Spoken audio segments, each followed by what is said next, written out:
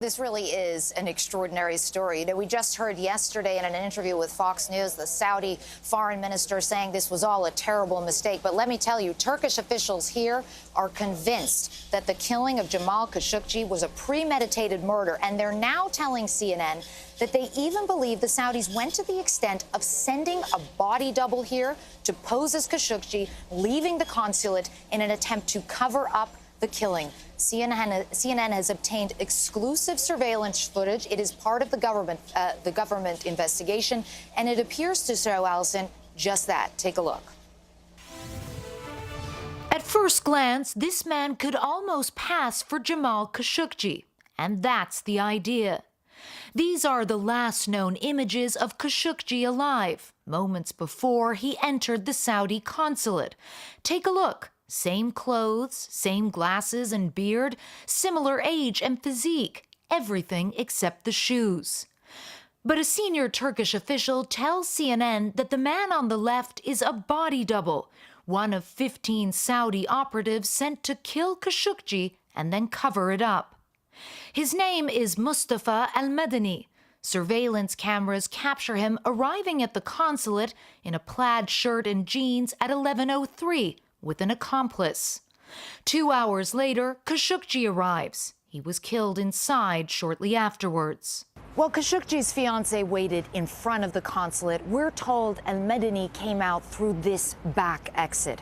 Disturbingly, he appears to have been wearing the actual clothing of the murdered journalist. The intent, Turkish investigators say, was to perpetuate the lie that Jamal Khashoggi left the consulate unharmed. The apparent double and his companion take a taxi to Sultanahmet Mosque. It's one of Istanbul's main tourist attractions and an easy place to get lost in a crowd.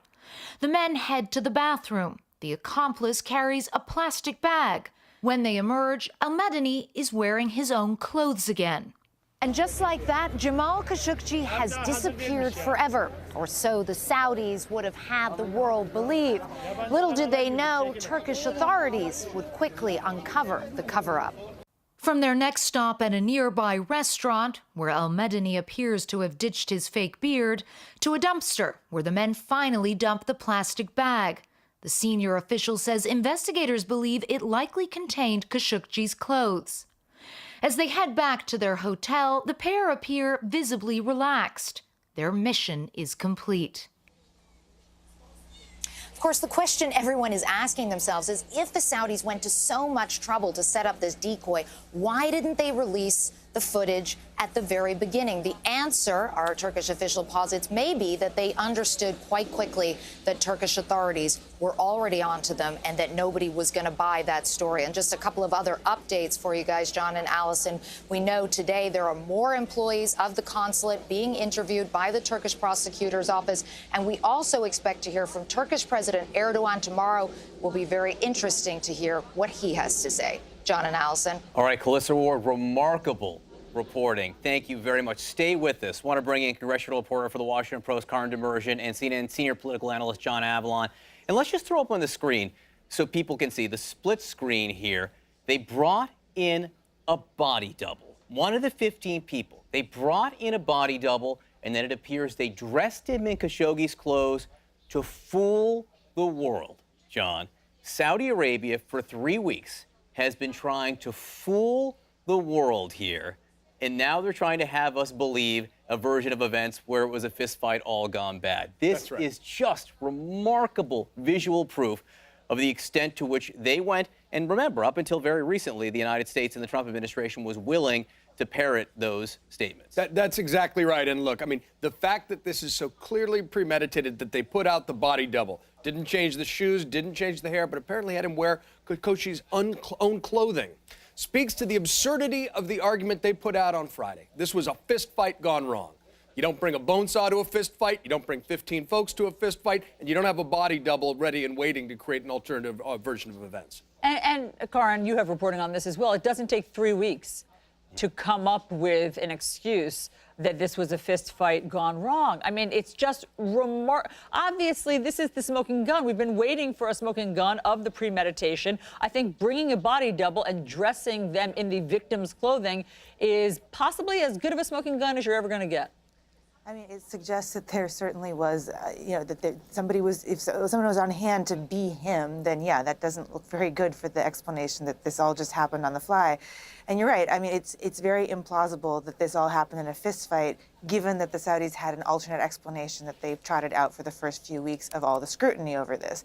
I mean, if it had just been, okay, we're investigating this, then maybe, okay, but that nobody really believes this version of events. Nobody's said that they do, at least, except for the president. And this is going to be additional evidence that the Saudi explanation is incredibly suspect and put the administration in a very tight spot to have to respond in some way, which pretty much everybody else in the political apparatus of the country wants the president to do. And Clarissa Ward, once again, first of all, phenomenal reporting here. And the visual here just proves how laughable. It's beyond I keep using that word because it's so shocking to me. It's not laughable at all. It's shocking and offensive what the Saudis have tried to perpetrate on the world for the last few weeks. And again, you see it right there. That man on the right, dressed as Jamal Khashoggi, leaving the consulate after we now know Khashoggi was killed, and they knew that Khashoggi was killed at that point. Let me play you what the Saudi foreign minister is now saying, because we have yet another wave of the Saudis trying to spin this as something maybe not as damning as it so obviously is. Listen. The individuals who did this outside the scope of their authority. There obviously was a tremendous mistake made, and what compounded the mistake was the attempt to try to cover up. That is unacceptable in any government. These things unfortunately happen. We want to make sure that those who are responsible are punished, and we want to make sure that we have procedures in place that prevent it from happening again.